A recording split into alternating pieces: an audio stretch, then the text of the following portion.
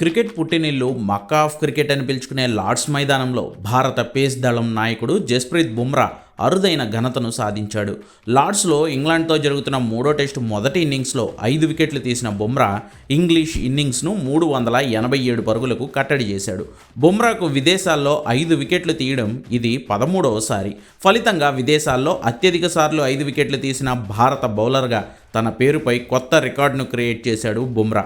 ఇప్పటివరకు 12 సార్లు అలా విదేశాల్లో 5 వికెట్లు తీసిన లెజెండరీ ఆల్రౌండర్ కపిల్ దేవ్ పేరు మీద ఉన్న ఈ రికార్డును బూమ్ నిన్న బ్రేక్ చేశాడు.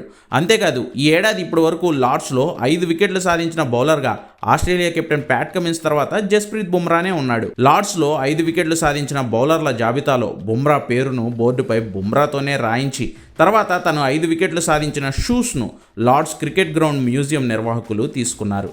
విదేశాల్లో జస్ప్రీత్ బుమ్రా సాధిస్తున్న వికెట్ల ఘనతలను, అతని ప్రతిభను గౌరవిస్తూ జస్ప్రీత్ బుమ్రా సంతకం చేసిన అతని షూస్ ఇకపై లార్డ్స్ క్రికెట్ మ్యూజియంలో ప్రదర్శనకు ఉండనున్నాయి.